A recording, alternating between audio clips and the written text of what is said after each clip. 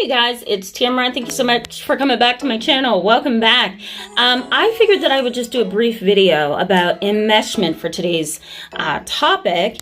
I'm actually in between sessions, so I didn't have any time to do this video, but I figured that I would do a quick face-to-face talk with you that's a little bit closer and a little bit more personal than usual. So thank you so much for coming back to my channel. For all of you who are subscribed, and for those who are new, I encourage you to go ahead and give this video a thumbs up at the end, and go ahead and hit that subscribe button so you can stick around with us so that you can grow and be a part of our community.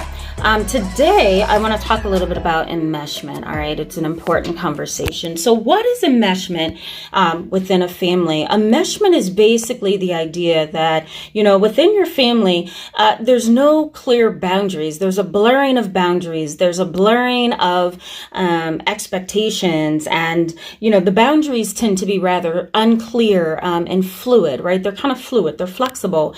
They're not firm and concrete. You don't know that, you know, you're supposed to respect dad or mom in this way because the boundaries have always been fluid, right? When you think about the word fluid, you think about water. There's no firmness to the boundary. And so when enmeshment occurs, there's a blurring of the boundaries in such a way that the child who's growing up under this unhealthy adult or family system really struggles with who they are. They lose their identity. They lose themselves, I should say, because they don't understand who they are because they're so enmeshed within the family. So, you know, some signs of enmeshment, and I've seen this a lot in my office, guys. Signs of enmeshment include confusion over whose emotions are who, right? Are these my emotions or are these my mom or dad's emotions, right? Are these my emotions or am I taking on the emotions of the adult in my family because I'm so enmeshed with them, right? I'm so blurred and blended with them that I can't figure out where I belong. And so when I've seen kids in these kind of situations, it's really depressing and really sad because these kids have a hard time controlling their own emotions because the dad's emotions are theirs, the mother's emotions are theirs, right? So they don't know what they're crying about half the time. They don't know what they're thinking or what they're feeling because, quite frankly, they don't have their own emotions. They've been so enmeshed and so blended and blurred for so long with the adult or the family member that they don't know who they are. All right. The next thing is that, you know, there's kind of like an emotional escalation that happens within these families.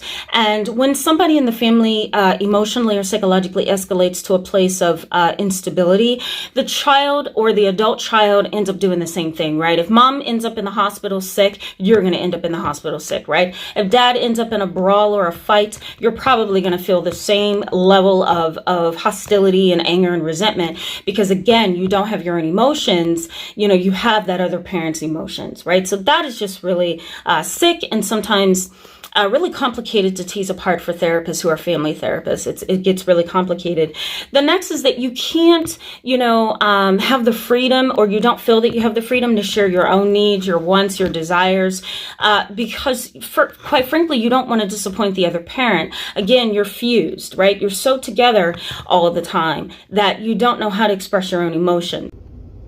Hey guys, I don't know what happened to my phone or my camera, because sometimes I hook them up to each other, but my camera completely died and completely shut off. So now I'm in my car because I had to leave the office. It's late, but I just wanted to end this video. I don't even know what I was saying before my camera shut off, but I wanted to just end this video by saying that, you know, enmeshed families are really troubling and they're traumatic. And so all this week I'm going to be talking about the traumatic impact of these enmeshed families, and then we're going to move on to some other interesting things. We're going to also talk about intergenerational trauma coming up as well, so stick around for that. But I do hope this video was somewhat helpful, give you a little bit of a window peek or a door view, so to speak, of the topic. But I'm going to be coming back on Wednesday, so thank you so much for being with me today in this video.